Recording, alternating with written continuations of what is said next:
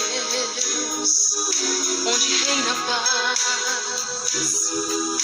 onde reina o amor. Céu, ó lindo céu, beleza sem fim, tudo é lindo ali, ali, ali. Ao rio cujas correntes alegra a cidade de Deus, santuário das moradas do Altíssimo, do Altíssimo.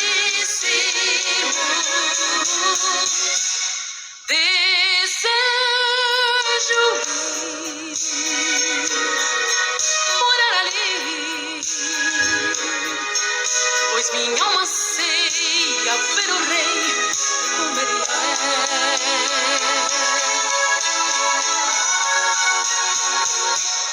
Desejo ir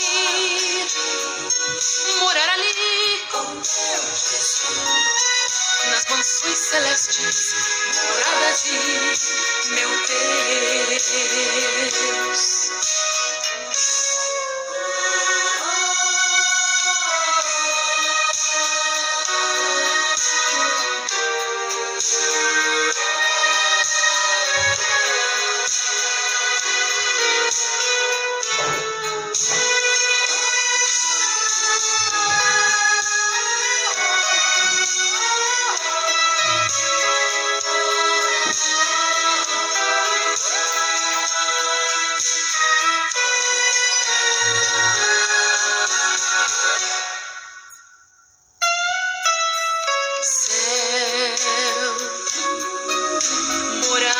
De meu Deus, onde a luz é o Senhor, é só o esplendor. Céu, onde vivem os anjos, querubins e arcanjos, e os serafins, serafins, serafins. Ao rio cujas correntes alegra a cidade de Deus, santuário das moradas do Altíssimo, do Altíssimo. Desejo morar ali, pois minha alma anseia ver o Rei como Ele é.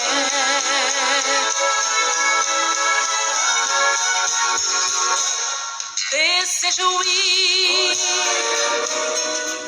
morar ali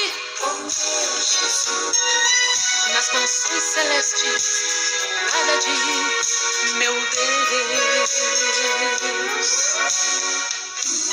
Céu, morada de meu Deus, onde reina a paz, onde reina o amor. Céu, ó lindo céu, beleza sem fim, tudo é lindo ali.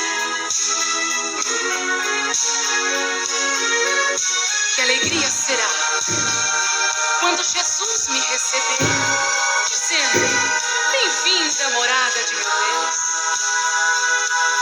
Brevemente chegará este dia e eu estarei ali. Desejo ir morar ali, nas moradas de meu Deus,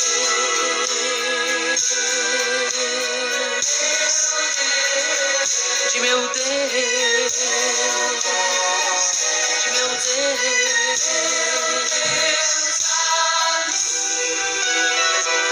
moradas de meu Deus, ali para sempre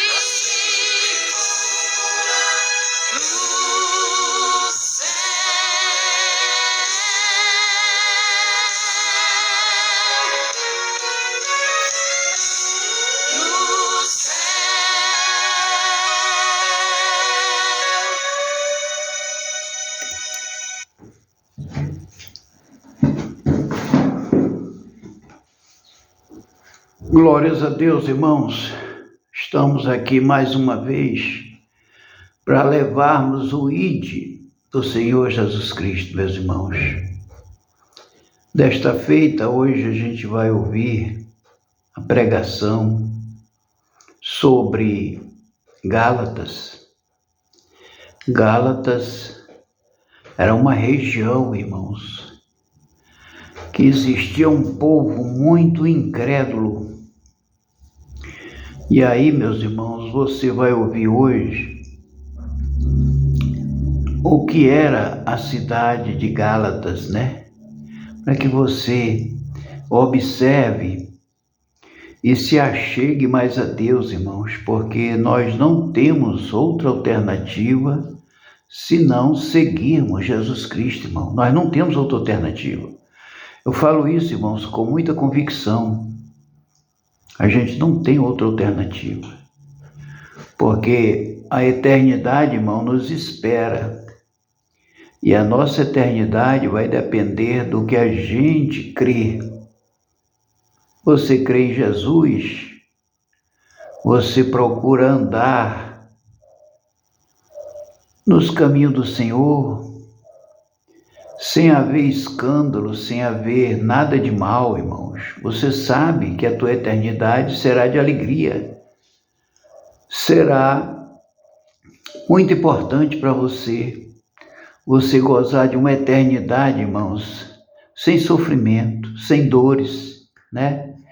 Então, meus irmãos, é por isso que eu estou aqui, para pregar este evangelho para você, para a senhora, vir para os caminhos do Senhor, por causa da eternidade, irmãos. A eternidade é melhor viver bem nela do que essa passagem aqui, irmãos, muito pouca, né?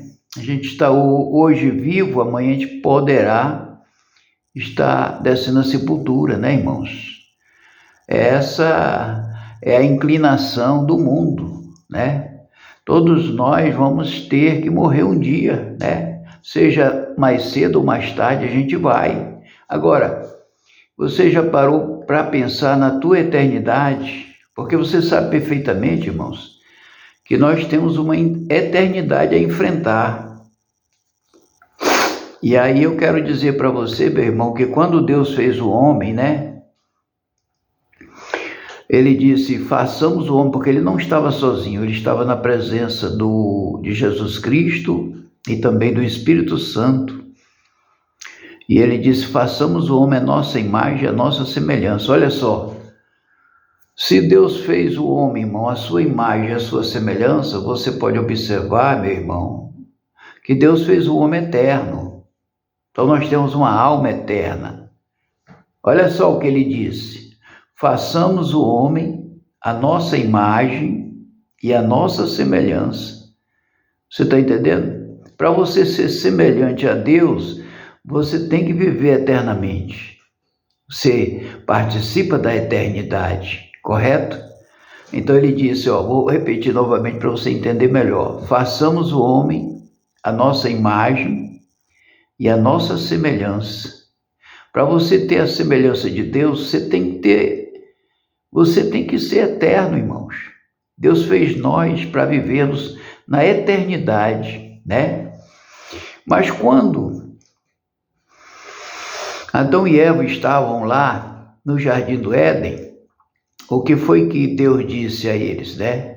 Que eles não comessem daquele fruto proibido, né? Era o fruto do conhecimento do bem e do mal, porque se eles comessem, eles morreriam. Você entendeu até agora? Deus fez o homem eterno, Adão e Eva eram eternos, os dois eram eternos. Só que por eles terem comido do fruto proibido, né? Do conhecimento do bem e do mal. Aí, irmãos, a sentença de Deus foi clara. Ele disse que se eles comessem, eles morreriam. Então, meus irmãos, eles morreram espiritualmente. Você entendeu agora? Eles morreram espiritualmente, ou seja, na semelhança de Deus, porque Deus é eterno. Então, quando eles pecaram, irmão, eles morreram espiritualmente, ou seja,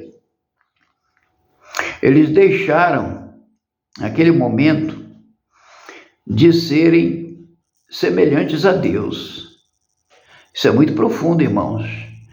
Eu peço a Deus sabedoria para me pregar essa palavra para vocês entenderem, irmãos, porque é difícil entender. E se você não colocar assim aos seus ouvidos para ouvir a mensagem, vocês também não vão entender.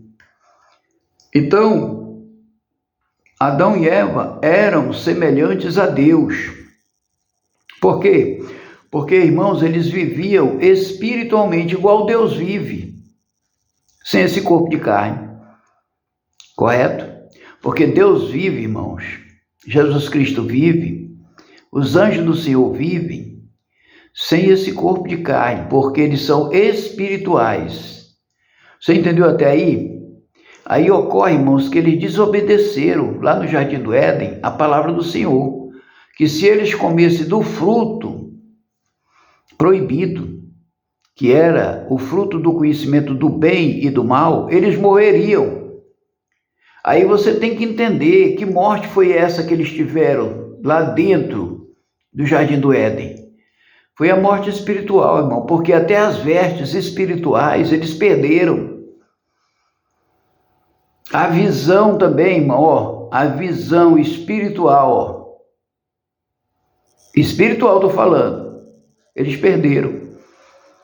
Aí, irmãos, eles foram expulsos do Jardim do Éden. Por que eles foram expulsos do Jardim do Éden, irmãos? Porque eles perderam a imagem e a semelhança de Deus, principalmente a semelhança, que era espiritual, e a imagem também espiritual. Aí, irmãos, quando eles foram expulsos, aí o corpo carnal começou a agir na terra. Por causa desse corpo carnal, irmãos, é que nós estamos aqui. A gente não era para estarmos aqui. Nós não éramos para estarmos aqui, de forma nenhuma. A gente só está aqui por causa do pecado deles, né? Por isso que a Bíblia diz lá em Romanos, capítulo, se não me falha a memória, capítulo 3, porque todos pecaram e destituídos estão da glória de Deus. Todos pecaram e estão destituídos da glória de Deus. Até aí você entendeu, irmão? Então é por isso que nós estamos aqui, essa multidão, esse povo que hoje já está em torno de 8 bilhões de pessoas na Terra. 8 bilhões de pessoas na Terra, irmãos. Por que eles vieram para cá? Por causa da carne. Por causa da carne, do pecado de Adão e Eva, que nós todos estamos aqui. Até aí vocês entenderam, né, irmãos? O motivo pelo qual nós estamos aqui, porque nós, através de Adão e Eva, que são o nosso antepassado, né, de onde a gente veio, esse sangue que corre nas nossas veias, no nosso corpo, vieram de Adão e Eva. E é por isso que nós estamos aqui. E aí, meu irmão, para que a gente retorne a sermos a imagem de Deus, é preciso que nós recebemos Jesus Cristo como único e eterno Salvador, porque o Pai, né? O Pai enviou o Filho para isto, para salvar o mais vil pecador, inclusive, né, irmãos? Basta ele se arrepender. Foi por isso, irmãos, que Jesus Cristo veio, porque os homens perderam a semelhança de Deus e a imagem de Deus quando eles pecaram contra Deus, desobedeceram e foram comer do fruto proibido. Aí morreram espiritualmente. Porque, irmãos, a gente tem que entender uma coisa: existem duas mortes. Existe a morte espiritual e existe a morte carnal. A morte espiritual é quando a pessoa não tem Deus, não quer vir para os caminhos do Senhor. Aí tem-se nessa pessoa a morte espiritual. Mas aqueles que vêm para Jesus Cristo, aqueles que aceitam, que são batizados, que fazem a vontade do Senhor, estas pessoas, irmãos, elas têm vida espiritual, elas não morrem espiritualmente, elas têm vida. Por quê? Porque receberam novamente a vida que eles haviam perdido no Jardim do Éden, com Adão e Eva, porque através deles é que nós existimos hoje. Você sabe que tem o primeiro homem e a primeira mulher, para poder nascer nós. E o primeiro homem e a primeira mulher foi Deus quem fez, com uma alma vivente. A Bíblia diz que a alma do homem é vivente. Ela não morre. E aí Deus, pela sua infinita misericórdia, pelo seu infinito amor por nós, ele enviou seu Filho para resgate, irmãos. Jesus Cristo, ele veio à Terra, irmãos, como resgate das almas que se perderam por causa do pecado de Adão e Eva. Vocês entenderam? E aí ele veio para um resgate, ele veio para quem aceitar ele de verdade e andar nos seus santos caminhos, irmãos, eles terão novamente a imagem e a semelhança de Deus, porque eles tinham perdido. E para a gente adquirir agora essa imagem e semelhança de Deus, irmãos, a gente tem que ser espirituais, ou seja, voltar a ser filho de Deus. Ou seja, a gente tem que voltar a ser aquele homem que Deus fez. E a parte da mulher, a mulher que Deus fez. Nós temos que voltar a ser o que eles eram antes de pecar.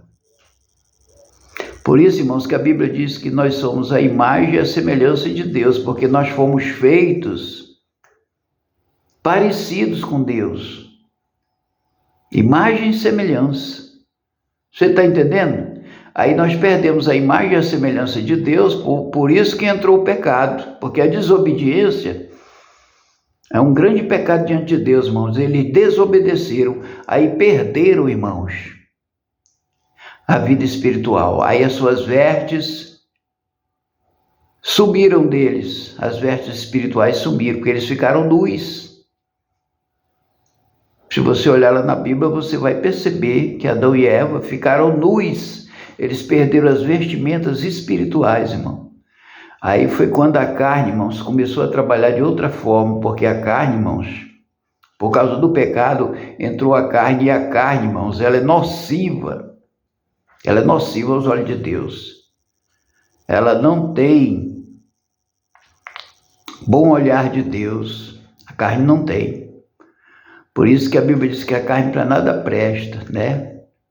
E os que vivem na carne, o próprio Jesus falou, os que vivem na carne estão mortos. De que maneira? Para o sepulcro? Não. Eles estão mortos, irmãos, espirituais, porque eles não quiseram e não querem Jesus Cristo. Porque Jesus Cristo veio para trazer novamente a imagem e a semelhança de Deus para aqueles que receberem ele, irmãos. Mas os que não receberem vão continuar no mal, ou seja, vão continuar fazendo guerras, matando. Não recebe Cristo, se falar de Cristo para eles querem brigar. Então, irmão, Jesus Cristo, ele é amor. Ele veio trazendo amor verdadeiro ao homem, mas o homem, irmão, não quer receber. Agora, todos aqueles que recebem Jesus, eles são abençoados na terra, porque receberam Jesus Cristo. Outro detalhe, as bênçãos, irmão, de Deus, elas não são bênçãos do mundo, porque aparentemente você pensa que ser abençoado é ter muito dinheiro, é viver bem na face da terra, que nada falta para você porque você tem muito dinheiro. Aí você pensa que isso é bênção. Mas se nós olharmos, irmãos, para a palavra do Senhor, é maldições. A pessoa que vive muito bem na vida, tem muito dinheiro, não sabe nem onde colocar tanto dinheiro, são pessoas, irmãos, que não têm bênção de Deus, elas não são abençoadas. Por quê? Porque elas só vivem apavoradas, elas não têm paz, elas não têm sossego. Elas vivem, irmãos, e nem dormem direito se não tomar remédio. Aí eu quero mostrar para você, meu irmão, antes da gente colocar a pregação sobre Gálatas, eu quero mostrar para você, ou para vocês, que a igreja de Laodiceia, que é a última igreja, né, que nós estamos vivendo hoje, você pode observar na Bíblia, no capítulo 3, né, de Apocalipse, você pode observar, você pode ler, que você vai entender. Por que que a igreja de Laodiceia era uma igreja amaldiçoada, irmãos?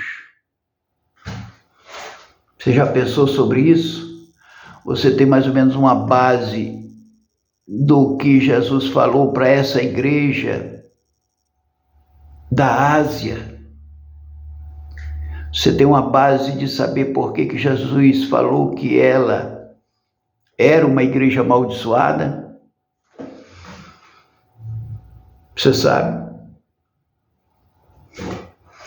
Por causa, irmãos, do dinheiro. Se você olhar na Bíblia, o dinheiro é a raiz de todo mal. E muitos nesta cobiça se desviaram da fé. O dinheiro, irmão, faz a pessoa se desviar da fé. Sabe por quê? Porque o dinheiro, irmão, se você olhar na Bíblia, porque eu já li muito e eu posso explicar isso para todos vocês, sem medo nenhum de errar.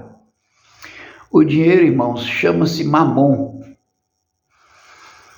Aí você pergunta, mas pregador, e o significado de mamon? É Satanás, irmãos. Mamon é Satanás, é o diabo. Aí, irmãos, o dinheiro, ele transforma vidas para o orgulho, para a ambição, para a luxúria, para a vaidade, para a soberba e para a violência. Porque é o diabo, irmãos, que o homem coloca no seu coração. Ou seja, para mim tudo é o dinheiro, para mim em primeiro lugar o dinheiro. Aí o diabo já entrou no coração dessa pessoa. Aí o que acontece? Essa pessoa fica insuportável. Não sabe nem para onde vai amor, não sabe nem para onde vai consideração, não sabe nem para onde vai nada de bom. Tudo a maldade toma conta dessa pessoa, irmão. E nós podemos observar que a igreja de Laodiceia era uma igreja que pregava o evangelho, irmãos, mas era amaldiçoada. Ele dizia, ó, rico sou e nada tenho falta. Aí Jesus foi e disse que ela era maldita, pobre, nua, cega. Olha só, maldita é amaldiçoada. Pobre, porque não tem nada, pensa que tem, não tem, porque morre, aí desce os infernos. Entendeu, irmão? Por isso que ela não tem nada. E ele dizia, o rico sou e nada tenho falta. Mas o problema, irmão, é que Deus fala para nós da eternidade e as pessoas não entendem isso. Deus fala conosco, irmãos, para a nossa futura eternidade. Porque nós temos uma alma imortal, irmãos. Nossa alma é imortal. A carne para nada presta, ela será enterrada, apodrecida. Até os urubus podem comer a carne, os restos mortais e sumir. Mas a nossa alma, irmãos, ela é tão preciosa diante de Deus que ela vale mais do que o mundo inteiro. O mundo inteiro não pode comprar o valor que tem a nossa alma, irmãos. O mundo inteiro não pode comprar. Mas aí a igreja de Laodiceia estava contaminada, dizendo que rico sou e nada tenho falta. Mas Jesus foi e disse para ela que ela era pobre, miserável, nua, cega e maldita. Por causa do dinheiro, irmão. Porque o dinheiro faz com que você crie amor nele, você cria amor nesse dinheiro. O dinheiro é mamon, que é Satanás. Você cria amor nele, coloca no teu coração, ele faz morada, irmãos, e aí pronto, acabou-se. Não existe mais bondade para você, misericórdia, perdão, não existe nada disso, porque Satanás entrou dentro do teu coração. Agora, o importante, meu irmão, se você quiser salvação e você estiver passando por esses momentos difíceis da tua vida, só tem uma alternativa, irmãos, é você fazer que nem Zaqueu fez, porque Zaqueu era um homem muito rico. Você tem que fazer que nem Zaqueu fez. Para Jesus falar para você, sabe o quê? A mesma coisa que ele disse para Zaqueu. Olha, Zaqueu, hoje entrou salvação na tua casa. Que casa é essa, irmão? É o coração. Porque ele disse, Senhor, eu vou devolver 4 vezes mais se eu roubei de alguém. Vou devolver 4 vezes mais. Se eu defraudei alguém. E vou dar metade dos meus bens aos pobres. Aí, meu irmão, minha irmã, Jesus disse para Zaqueu, Zaqueu, hoje entrou salvação na tua casa. Por quê, irmãos? Porque antes da salvação entrar no coração de Zaqueu, quem estava lá era Mamon. Ele era rico, tinha muito dinheiro. Então Zaqueu tinha mamon no seu coração. Mamon quer dizer Satanás. A riqueza estava sobre Zaqueu. E qual era a casa que Satanás ocupava? A casa era o coração de Zaqueu. Tudo que Zaqueu fazia era pensando em ganhar mais. Porque o Satanás deixa você ganancioso, ambicioso, soberbo, orgulhoso. E quer, se possível, tudo.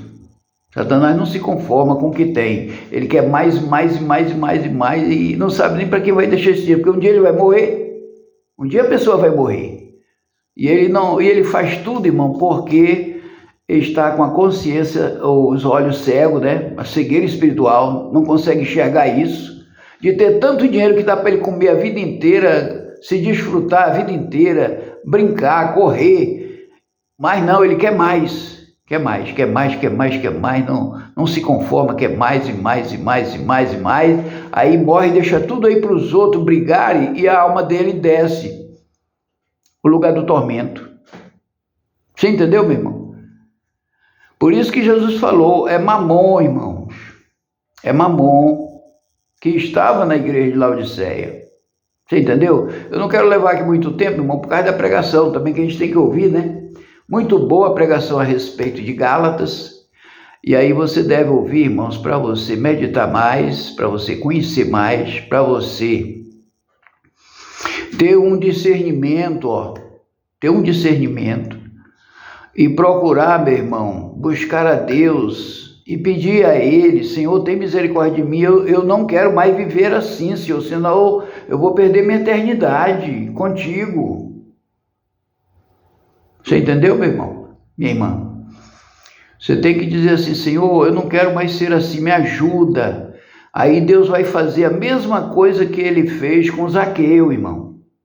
Ele vai fazer a mesma coisa, somente que você vai ter um negócio muito tremendo em tua vida.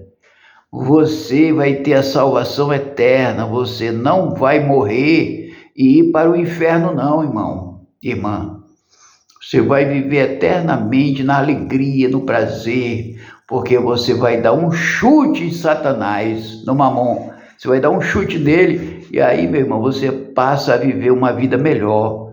Uma vida que você Sempre sonhe em viver ela aqui, mas aqui não tem condição porque você vai morrer. O nosso corpo é mortal, mas a nossa alma é imortal, ela é para toda a eternidade. Tá bom, meu irmão? Eu vou aqui colocar a pregação a respeito de Gálatas e você fica só meditando, tá bom, irmão?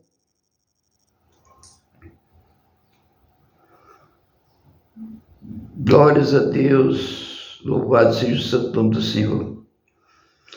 Glórias ao Pai, ao Filho e ao Espírito Santo de Deus. A gente vai colocar aqui, meu irmão. Aleluia. Graça e paz, irmãos. Eu gostaria de convidar os irmãos para abrirem a Bíblia em Gálatas, no capítulo 3. Gálatas, capítulo 3. Quando Paulo escreveu essa carta aos Gálatas, eu queria só explicar para os irmãos. A Galácia era uma região perto do Vale do Licos, onde tinham muitas cidades. Então a Galácia era uma região. Então todos os que nasciam naquela região eram chamados de Gálatas, quer dizer, não era só uma povoaçãozinha, só um lugar, era uma região. Eles eram de origem francesa, da Galácia. Então, quando Paulo escreve para eles, Paulo está ali se referindo a uma região. E quando chega no capítulo 3, Paulo, nesta carta, diz: ó Gálatas insensatos, quem vos fascinou a vós outros, ante cujos olhos foi Jesus Cristo exposto como crucificado? Quero apenas saber isto de vós: recebestes o Espírito pelas obras da lei ou pela pregação da fé?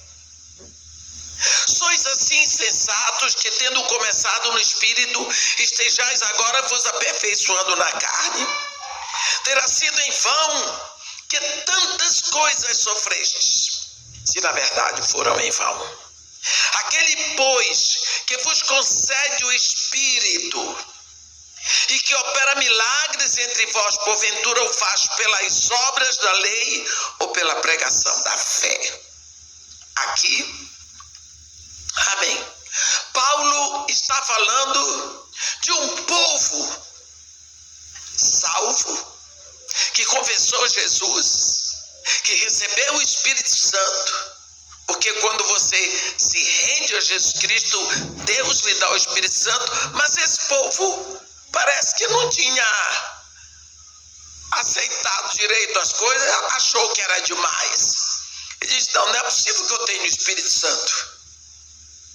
Como que eu tenho o Espírito Santo? Tem horas que a pessoa diz: como é que eu tenho o Espírito Santo se eu tenho tantos maus pensamentos? Se eu tenho tantos maus desejos? Como que eu tenho o Espírito Santo? Então, o problema está na qualidade de fé. Fé não é um dom do homem. Fé é um dom de Deus. Mas Deus lhe dá a fé suficiente para você crer na palavra e aceitar Jesus. Não são todos que recebem essa fé. Por exemplo, Paulo foi pregar no Areópago. E quando chegou lá, ele expôs.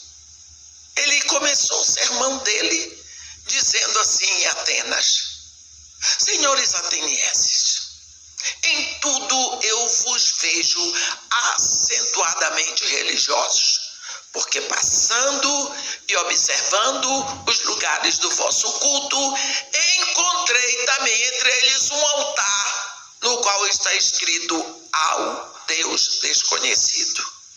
Pois esse Deus, a quem vocês adoram sem conhecer, é exatamente o que eu vos prego. O Deus que criou os céus, a terra, o mar e tudo o que neles existem. Quer dizer, ele foi pregando o Deus Criador. Então, quando ele terminou, alguns disseram, depois nós vamos te ouvir a respeito disso. Outros riram dele, outros se agregaram a ele. Então, a palavra de Deus é como uma isca que você joga no mar, alguns peixes rejeitam. Se for minhoca, só serve para alguns peixes. Se for camarão, serve para outros peixes. A palavra de Deus não é para todo mundo vir. Então, a fé que Deus lhe dá naquela hora é para você crer na palavra de Deus, se render a Jesus, aí você entra no reino, porque lhe é dado o Espírito Santo. Uma vez que você entrou no reino, agora você vai caminhar. Não significa que as coisas vão ser fáceis, porque Deus não lhe chamou para ser feliz. Não tem um versículo que nos diga que Deus nos chamou para ser feliz. Então, o que estava acontecendo com os Gálatas é que eles não estavam entendendo bem isso. Nós recebemos o Espírito. O Espírito não é dado para quem pratica as obras da lei, mas para aqueles que recebem. E isso vem pela graça de Deus. Só que a palavra de Deus diz em João, logo no início, que a lei, João capítulo 1, versículo 17. Olha o que a Bíblia diz. Porque a lei foi dada por intermédio de Moisés. A graça e a verdade vieram por meio de Jesus Cristo. Então, graça e verdade só através de Jesus, não através de Moisés, através da lei. Está vendo? Graça e verdade. Quando João começa o evangelho dele, ele diz: no princípio era o verbo, e o verbo estava em Deus, e o verbo estava com Deus.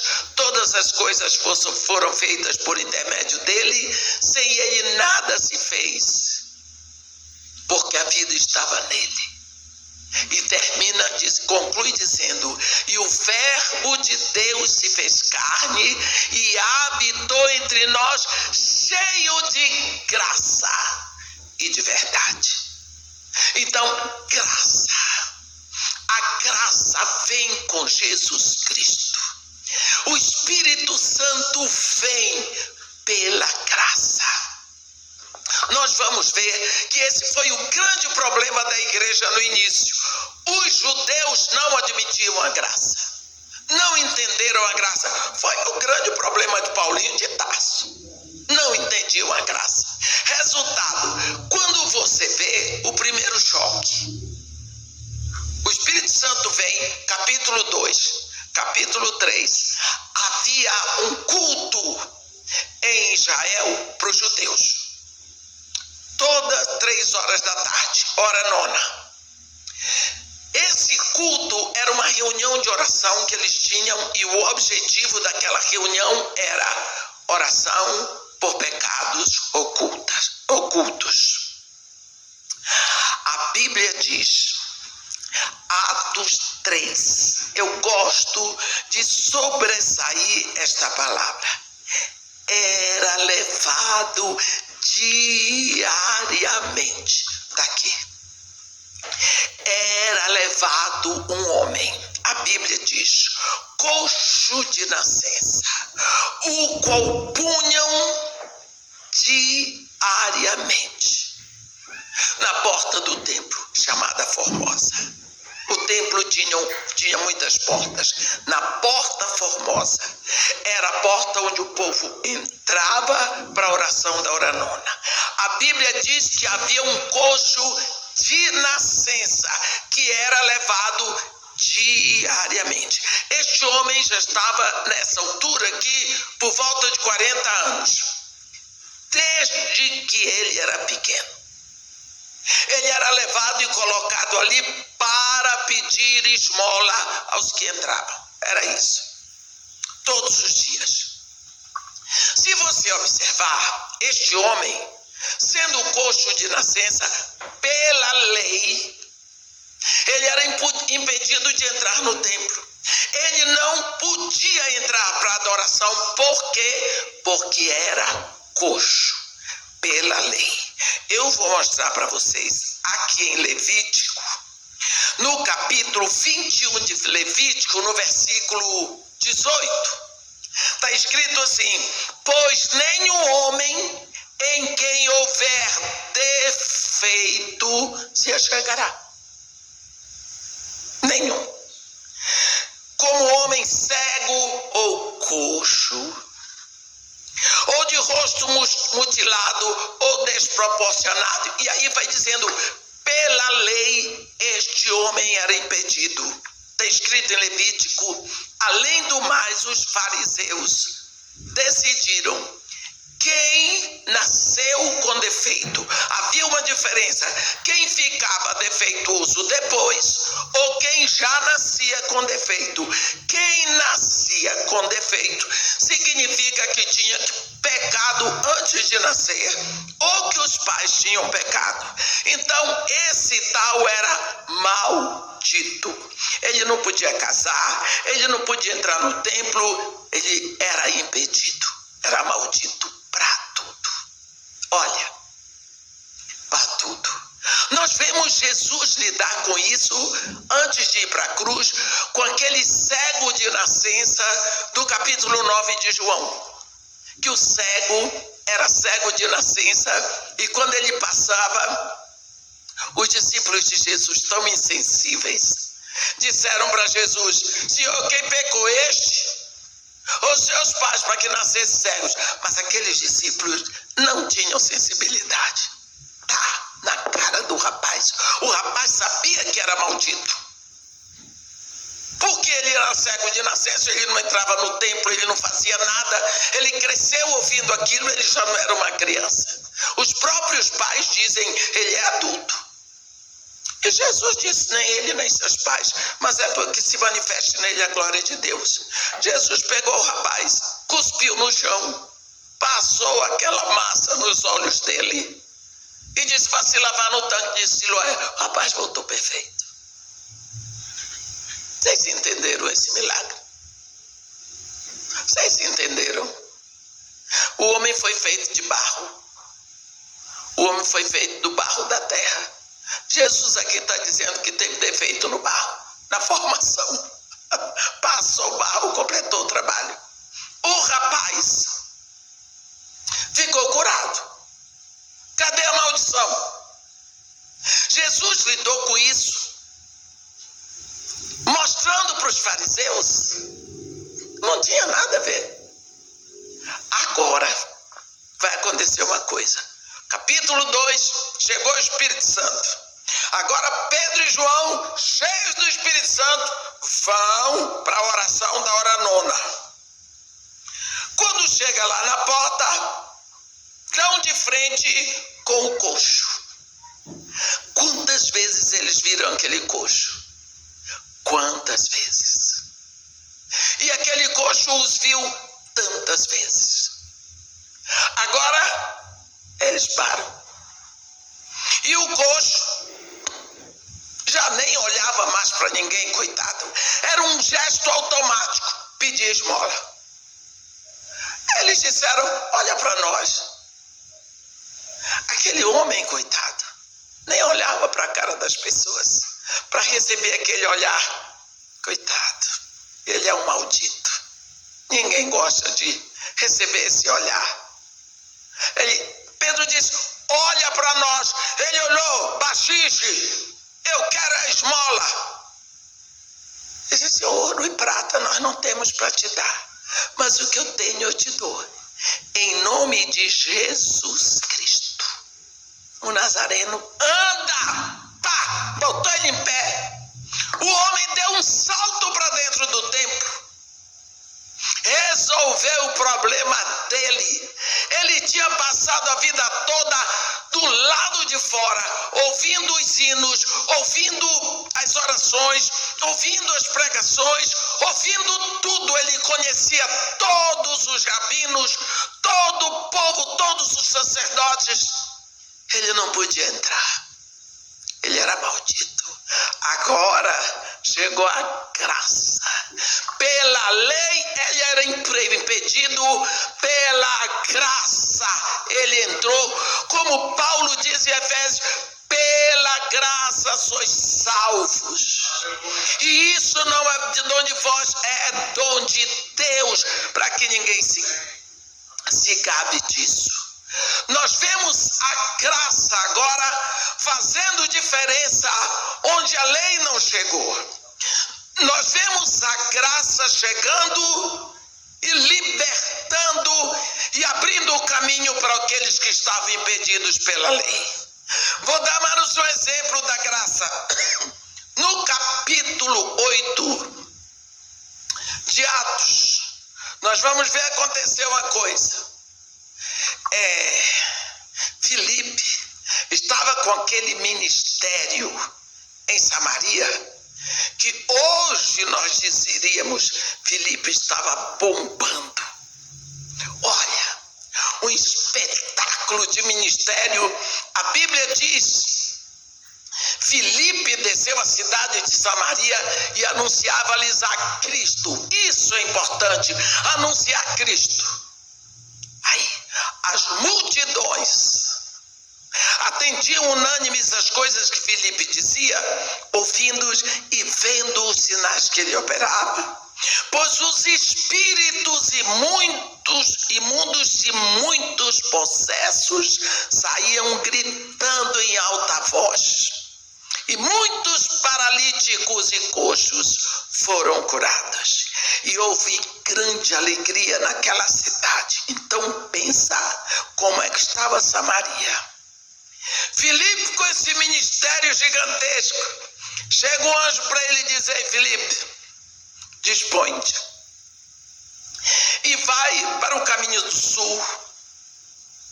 Vai para o sul no caminho que desce de Jerusalém para Gaza. Ele se encontra vazio. Filipe, sim, senhor. Se fosse eu, ia dizer: senhor, e como é que vai ficar aqui? Quem é que vai pregar para esse povo? A multidão está chegando.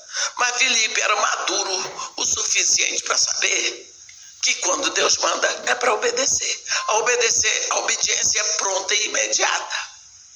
Ele foi. Quando chegou lá, aqui é o sul, o caminho que desce de Jerusalém para Gaza é esse. Ficou lá. Ali, o GPS apontou ali. Ficou lá.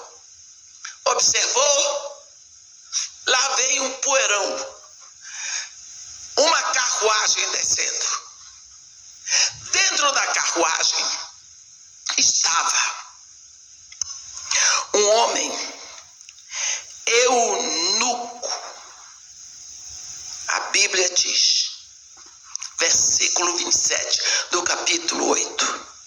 Eis que um etíope,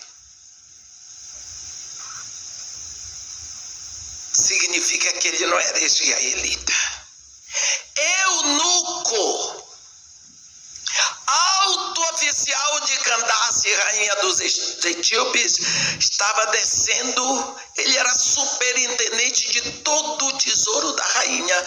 Eu posso dizer que ele era ali o secretário de finanças ou ministro de Minas e Energia, da finança, da fazenda, do reino da Etiópia. Estava descendo. E você pode imaginar a carruagem desse homem e os cavalos que puxavam. Estava descendo, a Bíblia diz, ele viera adorar em Jerusalém. Vamos parar aqui. Esse homem podia adorar? Não. Porque ele era proibido pela lei. Olha o que está escrito aqui. Vamos lá. Está escrito em Deuteronômio 23. Olha o que está escrito pela lei. Aquele a quem forem trilhados os testículos ou cortado o membro viril,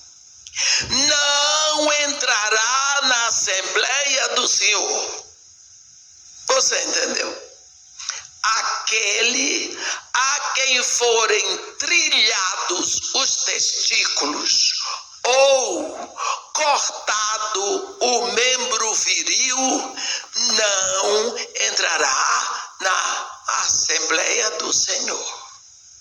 Impedido. Esse eunuco, impedidíssimo.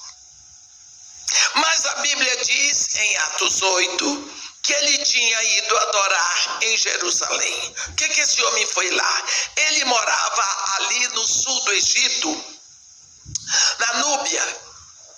Ele rodou 2 dias para ir, 2 dias para voltar. Para quê? Para olhar o povo adorando, porque ele não podia entrar. O templo tinha o átrio dos gentios para fora, tinha um paredão onde estava escrito: nenhum gentio ultrapasse esta parede sob pena de morte. Se algum gentio ultrapassasse, matavam.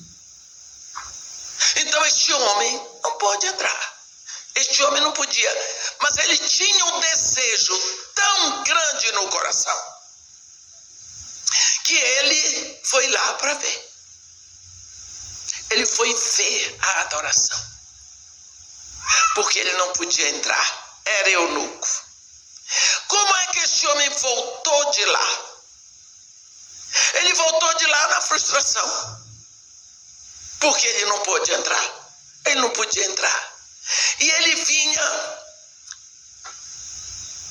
lendo o profeta Isaías, logicamente em voz alta, que era o modo deles lerem. Não sei se alguma vez você esteve dentro de um avião onde tinha algum judeu, que ele se levanta e ele põe talite, ele põe os filactérios todos e fica lá. No avião, todo mundo olhando, ele não está aí, está na hora dele fazer a oração dele. Era assim que vinha este homem. Quando a carruagem vinha se aproximando, o Espírito Santo, a Bíblia está dizendo aqui que foi o Espírito Santo, está aqui, Atos,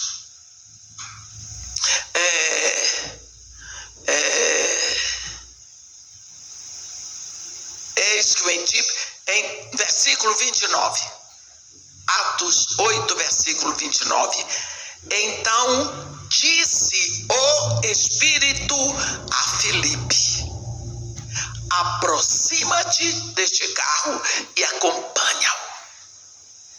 Quando Filipe mediu que o carro vinha chegando, ele se aproximou e apostando corrida com o cavalo, mas o ouvido, aí é que está a atitude de uma pessoa amadurecida no Evangelho. Nós estamos sempre atentos, porque Deus está falando, Deus está dizendo. Ele prestou atenção e viu que o homem estava lendo o profeta Isaías, capítulo 53, ele conhecia a Bíblia. E ele viu dúvidas na voz do homem. E disse assim: compreendes o que vem lendo? E o eunuco disse: como poderei compreender se alguém não me explicar? Logicamente, Filipe disse: eu estou aqui. Parou a carruagem, convidou Filipe para entrar. Filipe entrou. A Bíblia diz, um dos versículos mais lindos de Atos, no versículo 35. Então Filipe, começando por esta passagem da Escritura, anunciou-lhe a Jesus. Eu gosto disso. Filipe era um evangelista. Se sou eu ia explicar. Filipe não começou lá. Jesus nele, porque o cabra precisava de Jesus. Não era de muita explicação. Aí Jesus, eles iam passando num lugar que tinha água. E o eunuco disse para ele: eis aqui tem água, que impede que eu seja batizado. Está vendo? ele conhecia o batismo da água, porque João Batista tinha vindo antes. Filipe disse: ei, agora é diferente, agora já não é mais comigo. Olhe isso, agora é contigo. Tu já tomaste conhecimento quem é Jesus? Eu só posso te botar na água, é lícito, se tu crês de todo o teu coração. Se já aconteceu um milagre lá dentro, eu posso demonstrar fora. Quando ele pergunta: eis aqui a água, que impede que eu seja batizado? Filipe disse: é lícito se tu crês. Versículo 37 está escrito: de todo o coração. Olha aqui, momento tenso. Filipe respondeu, e ele, o eunuco, disse: eu creio que Jesus Cristo é o Filho de Deus. Creu que Jesus Cristo é o Filho de Deus. Então creu. Ele creu. Ele já passou da morte para a vida. Ele já nasceu de novo. Ele agora tem o Espírito Santo. Então Filipe disse: então vamos descer para a água. Agora é só uma demonstração externa do que aconteceu lá dentro. Desceram, Filipe o colocou na água. Olha, quando eles saem da água, cadê Filipe? O Espírito tinha arrebatado Filipe para Azoto. E este homem foi cheio de alegria, cheio do Espírito Santo, levando o Espírito em si. Aquilo que era impedido pela lei. Nenhum homem que tenha os testículos trilhados, nem cortado o membro viril, entrará na Assembleia do Senhor. Deus agora vai com a graça e abraça este homem e dá a ele o seu Espírito e o faz filho de Deus. Aquilo que era impedido pela lei, agora a graça de Deus vai abraçar. Nós somos salvos todos pela graça de Deus, mediante a fé em Jesus Cristo. Que fé é essa que nos leva a esse ponto? Fé. O apóstolo Tiago, no capítulo 2 da sua carta, ele deixa claro 3 tipos de fé: a fé morta, a fé demoníaca e a fé dinâmica. Como é a fé morta? Vamos ver lá o que Tiago diz. Fé morta. A fé morta é aqui. Irmãos, não tenhais a fé em nosso Senhor Jesus Cristo, o Senhor da glória, em acepção de pessoas.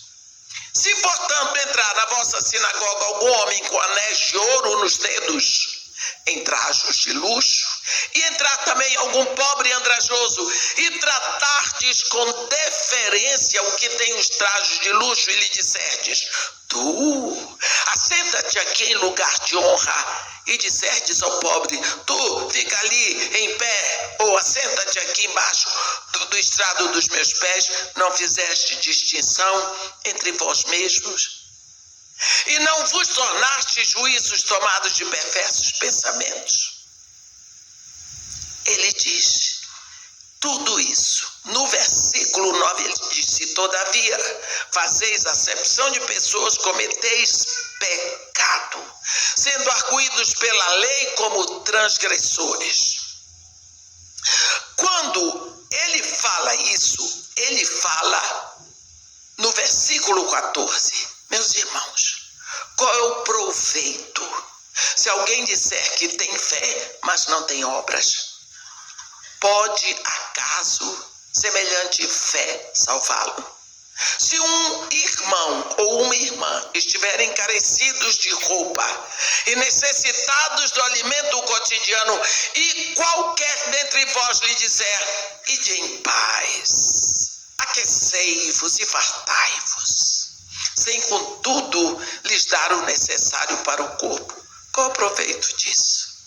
Assim também a fé, se não houver obras, por si só é morta. Vocês sabem, meus irmãos, que isso acontece.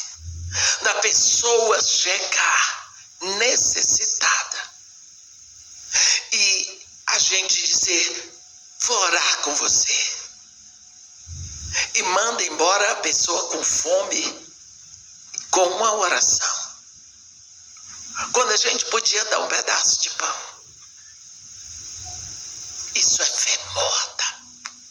Eu sei que devo fazer, eu sei que posso fazer, mas eu deixo para alguém fazer. Eu sei que é certo fazer, é o que Deus quer que eu faça. Ah, mas não sou eu só, então eu deixo para outro fazer. Eu não posso, por exemplo, vocês acreditaram que hoje teriam um culto aqui. Então vocês vieram. Quando vocês vieram, vocês mostraram: eu criei que ia ter o culto, eu vim. Quem não creu, não veio, sei, disseram, mas eu não vou, não tenho certeza, não mostrou. Então aquilo que você, ninguém pode ver a sua fé, a não ser que você demonstre em atos. A não ser que você demonstre em atos. É pelos nossos atos que nós mostramos em quem nós cremos. Então, a fé morta é aquela que você não mostra. Ah, mas eu prefiro que os outros não saibam, porque a Bíblia diz: o que a mão direita faz, a esquerda. Isso aí é desculpa de gente que não quer fazer. Porque o próprio Jesus diz que brilhe a tua luz e que todos os homens, vendo o teu testemunho, possam glorificar o Pai que está no céu. Pronto. Jesus Cristo disse que ninguém acende uma luz para escondê-la. Ninguém pode esconder uma cidade edificada sobre o monte. Então, se ninguém faz isso, por que eu vou fazer? Eu acendi uma luz em você, eu quero que brilhe. Pronto. Agora, essa é a fé morta. Ninguém vê, ninguém sabe, porque você diz que crê, mas não mostrou. Ele fala da fé demoníaca. Como é a fé demoníaca? Quando eu falo nisso, o povo diz assim: que horror, e demônio também crê? A Bíblia diz. Aqui, a Bíblia diz assim: crês tu que Deus é um só? Fazes bem. Até os demônios creem e se tremem. Capítulo 2, versículo 19 de Tiago. Tiago 2, versículo 19. Crês tu que Deus é um só? Os demônios também creem e tremem. Isso se chama a fé demoníaca. Todos os dias, quando um judeu levantava da cama, ele levantava a mão acima da cabeça. Deixa eu dizer, eles não têm o kippá. Aqui, o kippá é a medida do homem. Significa: eu sou eu, daqui até embaixo, de baixo até aqui. Daqui para cima é Deus, acima de mim.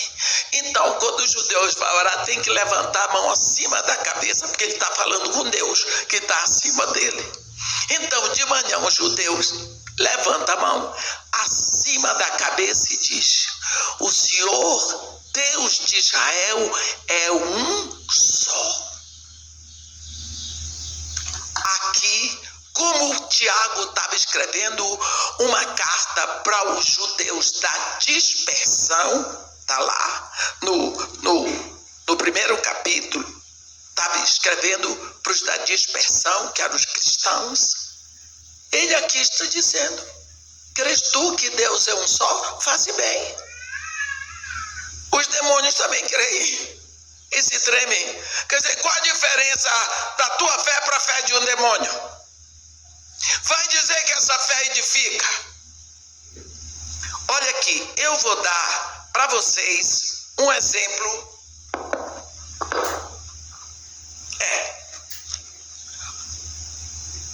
Vou dar um exemplo de fé demoníaca. Se você abre a sua Bíblia em Marcos, no capítulo 1, você vai ver no versículo 21 uma coisa acontecendo. Eu vou buscar em Marcos porque tem 2 exemplos que são suficientes. Versículo 21. Depois entraram em Cafarnaum e logo no sábado foi Jesus ensinar na sinagoga. Maravilhavam-se da sua doutrina, porque não os ensinava como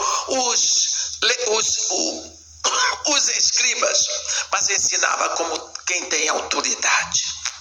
Não tardou que aparecesse na sinagoga um homem possesso de espírito imundo, o qual bradou: que temos nós contigo, Jesus Nazareno? Vieste para perder-nos? Bem sei quem és, o Santo de Deus. Mas Jesus o repreendeu, dizendo: cala-te e sai deste homem. Olha, demônio dando testemunho de quem é Jesus. O demônio disse: eu sei quem tu és, eu creio, tu és o Santo de Deus. Então, meu irmão, saber isso é saber o tanto que o demônio sabe. Eu canso de repetir: Satanás não é ateu, demônios não são ateus, porque eles têm certeza que Deus existe. Eles são seres espirituais, vivem no mundo espiritual da maldade, mas vivem. Aqui mesmo em Marcos temos um outro exemplo. No capítulo 5, aquele gadareno que possuía uma legião de demônios, quando ele de longe vê Jesus, a Bíblia diz no versículo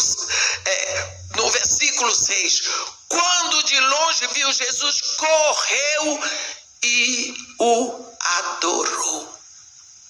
Demônio, exclamando com alta voz: que tenho eu contigo, Jesus, Filho do Deus Altíssimo?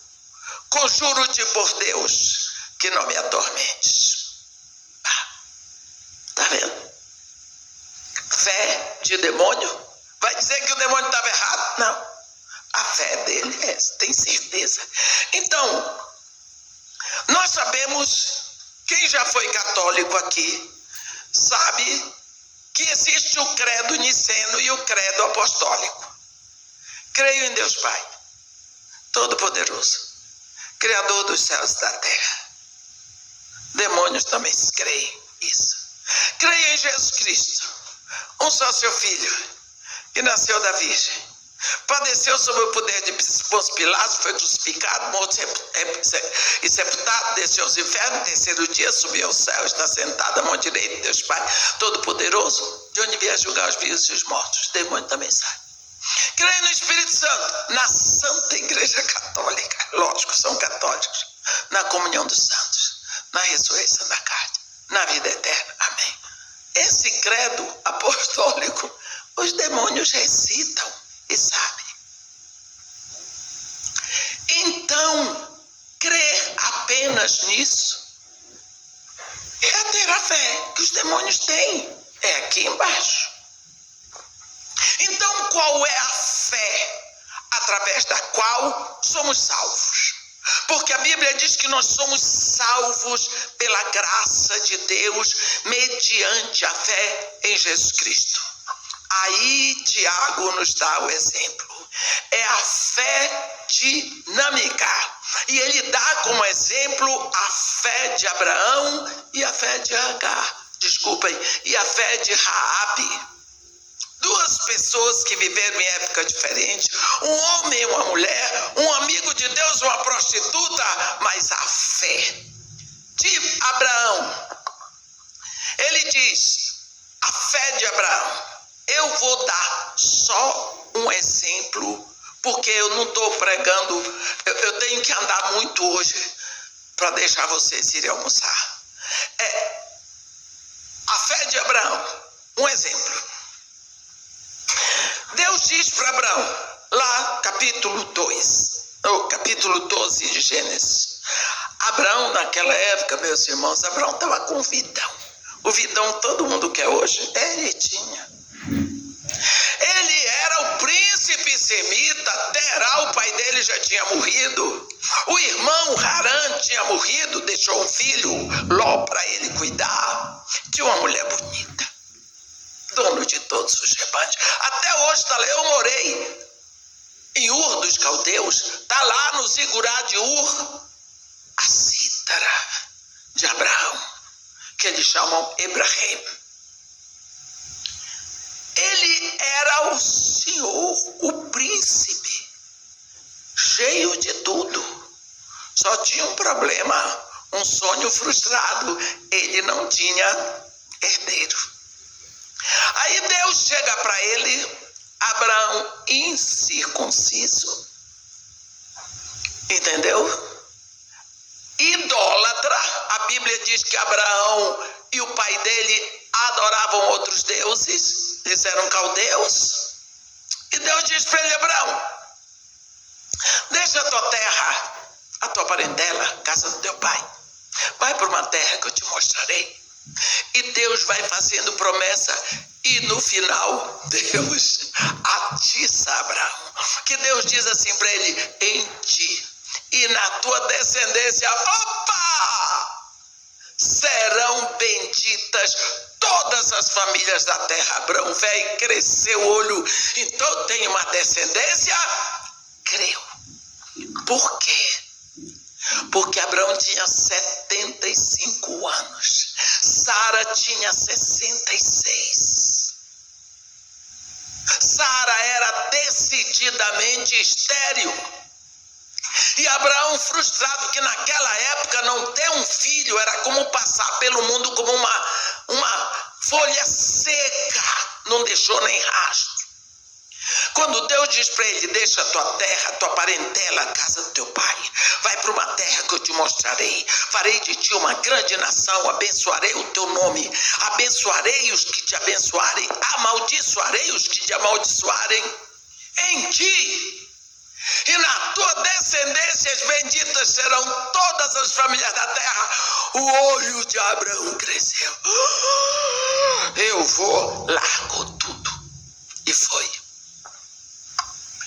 Quando ele chegou na terra que Deus mostrou, tinha fome, ele desceu para o Egito, voltou. Eu não vou falar, mas só vou dizer uma coisa. Deus tinha falado de descendência. Quando foi um dia, Abraão voltou do Egito, teve uma guerra.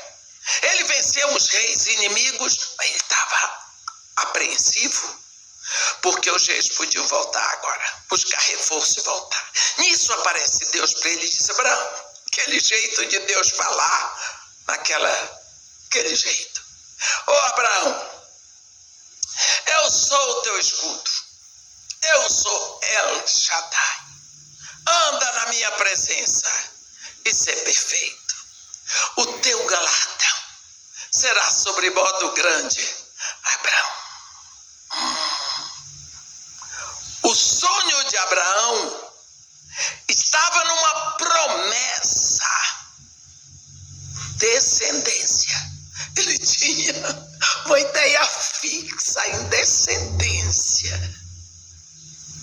E Deus estava dizendo, o teu galardão será sobre modo grande. Abraão estava dizendo assim, eu estou interessado em galardão, eu quero é um filho. Daí Abraão disse para ele, que mais poderás me dar? Se um filho tu não me deste. E o herdeiro da minha casa é o Damasceno Eliezer, um escravo nascido na minha casa. Eu disse para ele, não, rapaz, não será esse o teu herdeiro. Será um filho nascido de ti. Abraão se assustou. Vem aqui. Abraão, por isso que nós sabemos que esse diálogo foi à noite. Vem aqui. Olha para o céu, Abraão. Quantas estrelas, se é que tu podes enumerá-la. Eu não sei se Abraão tentou contar estrela. O fato é que Deus disse a Abraão, assim vai ser a tua descendência. Se alguém conseguir contar as estrelas do céu, também contará a tua descendência, que será numerosa como as estrelas, como a areia que está na praia do mar. Já pensou? Aí a Bíblia diz, Abraão creu. E isto lhe foi imputado por justiça. O que prova que a justificação é pela fé no que Deus diz. Fé na palavra de Deus desde o Antigo Testamento. A fé não vem pela lei. A lei veio muito tempo depois de Abraão, porque a lei, como nós vimos, veio por intermédio de Moisés. A lei, mas a fé é anterior, é em Abraão. Veio. Abraão creu. 86 anos, a mulher com 77. Falou com Sara, Sara deu a escrava, virou tudo errado. Nasceu Ismael. Tudo bem. Teve aquela confusão. Quando chegou o momento que Sara disse para ele mandar embora a escrava com o filho dela, porque estava maltratando Isaac, teve um quebra-pau em casa, Deus interferiu. Abraão, atende a Sara em tudo o que ela te disser, porque é por Isaac que será chamada a tua descendência. Abraão mandou embora o filho com a escrava. No capítulo seguinte, Deus fala com Abraão. Abraão, vai à terra de Moriá e sobre um dos montes lá sacrifica em holocausto a mim, o teu filho único que amas. Abraão disse, sim, senhor. Me prometeu uma descendência quando eu tinha 75.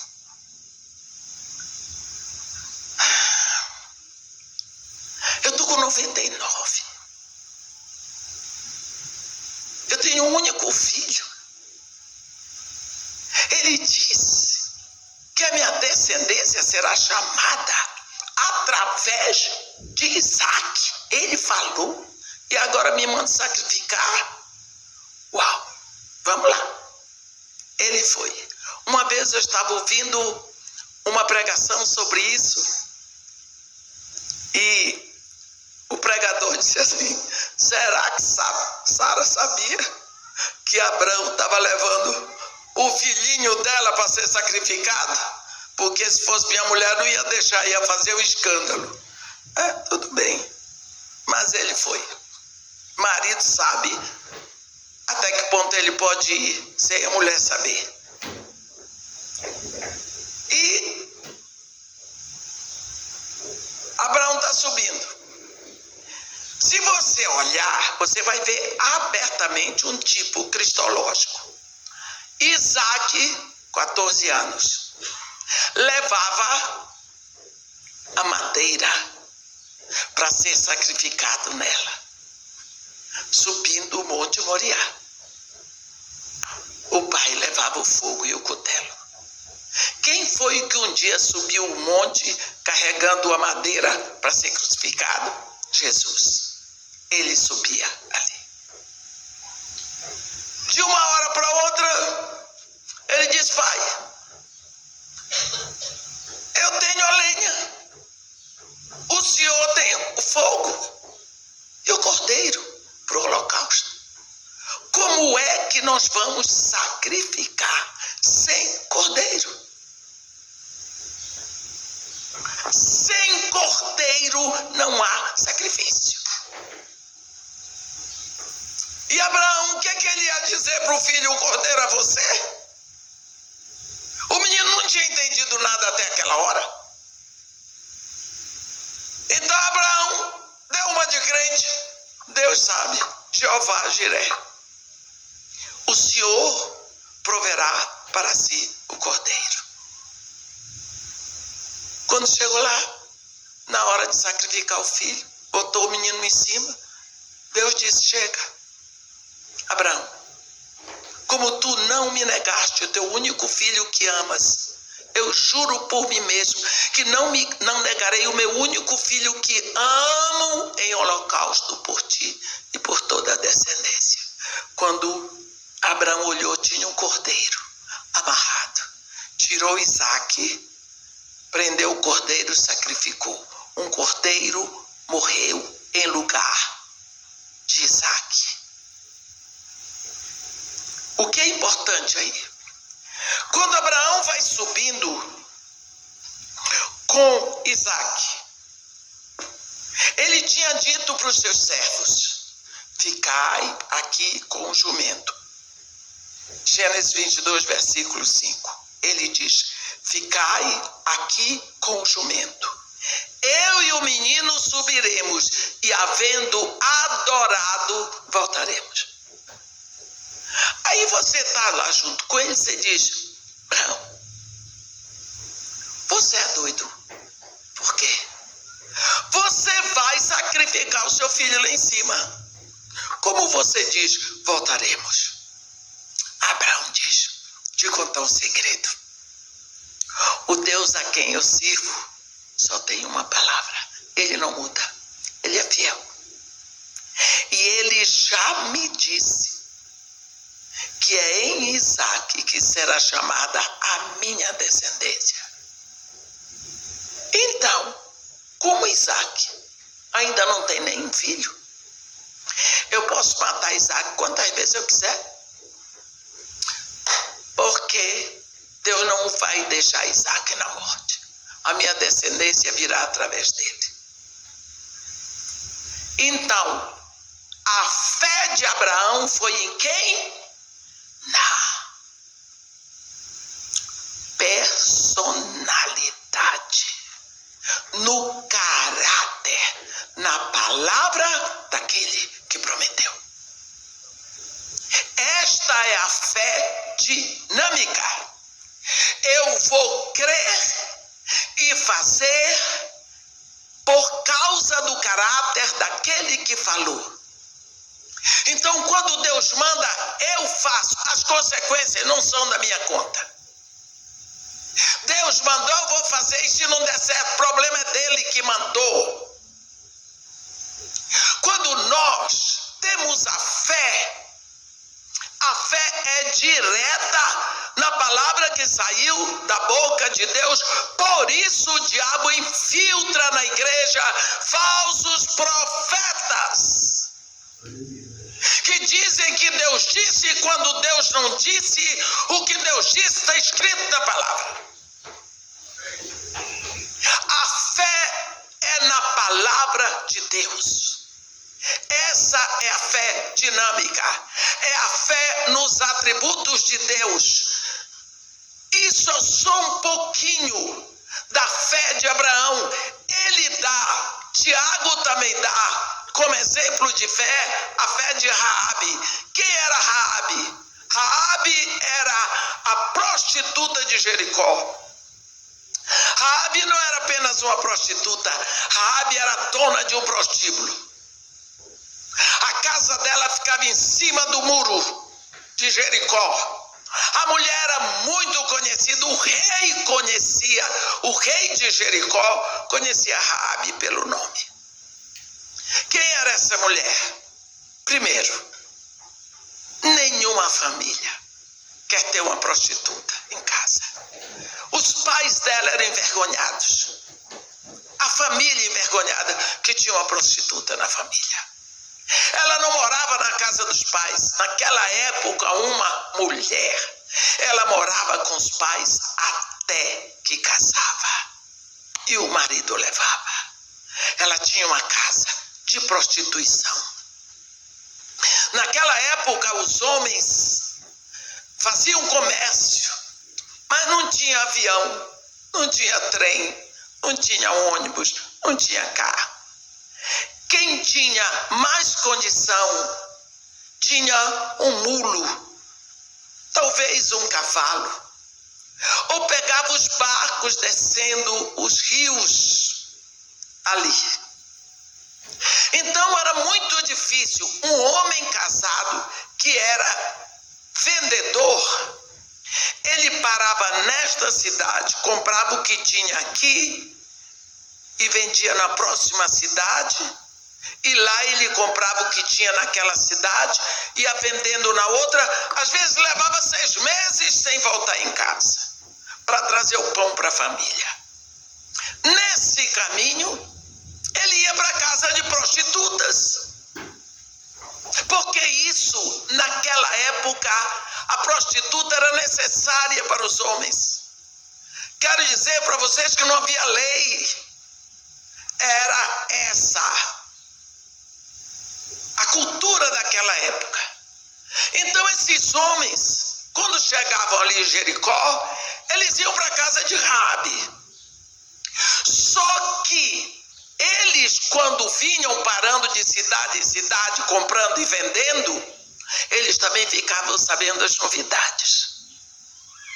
Então a casa de Raabe era o point, onde se sabiam as novidades. Raabe ouvia todas as conversas. Mulher sempre foi mulher. Ela estava por dentro de tudo, ela era mais bem informada do que o rei. Era. Então, ela sabia do que estava acontecendo. Um dia, chegou alguém lá e disse para os outros: vocês estão sabendo o que está acontecendo no Egito? Porque o Egito era os Estados Unidos daquela época. Era a nação mais charmosa. E por que os Estados Unidos é a nação mais charmosa da atualidade? O que eu vou fazer? Eu queria que fosse o Brasil, mas não é o Brasil. O Brasil é a mais querida para mim. Mas a nação mais charmosa é os Estados Unidos. Bem, vocês sabiam o que está acontecendo com o Egito? O quê? Sabe aquele povo que é dominado ali dentro, que é escravizado, os hebreus? Sim. Lembra que eles dizem que eles têm um Deus único, verdadeiro, que vai tirar a luz de lá para dar essa terra aqui, Canaã, para eles? Todo mundo dando gargalhada. Pois é, está acontecendo um negócio. Dizem que Deus levantou um homem deles agora e que Deus vai tirá-los de lá. O negócio, todo mundo riu. Calma, abre os olhos. Este homem foi a Faraó, um tal de Moisés. Com o irmão dele, fizeram água do Nilo se transformar em sangue. Morreu tudo quanto foi peixe.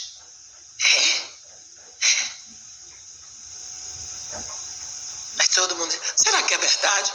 Estou dizendo para vocês, eu estava lá. O cara dizendo isso na minha cabeça. Dali a 15 dias, chega lá, vocês estão sabendo o que está acontecendo no Egito? Que o cabra lá dos hebreus... Não, piorou. A terra se cobriu de rã, porque o cara tocou o pó da terra. E aí cada um que chegava ia dizendo: estou sabendo o que aconteceu. Raabe começou a dar atenção. Olhe, a fé vem pelo ouvir. Começou. Que Deus é esse? Que se importa com o pobre? Que se importa com o escravo? Deus, que é Deus que eu conheço, os nossos deuses de Canaã, eles ajudam os ricos. Quem dá muita prata, muito ouro, muita riqueza para ele é pobre. Que Deus é esse agora, diferente assim, que está interessado em pobre, em escravo? Aí ela começou a ver. Cada um que chegava uma coisa. Chegou o momento que Raabe ficava louca que chegasse alguém para dizer mais um fato da obra de Deus. O coração... Irmãos, pregação muito boa, né? Se você quiser ouvir o original, eu apresentei aqui agora para você assistir, né? Eu creio que é mais de 1 hora de pregação, mas muito boa a pregação, né, irmão? Ótima. E que Deus abençoe a todos vocês na paz do Senhor e até o próximo vídeo. Amém.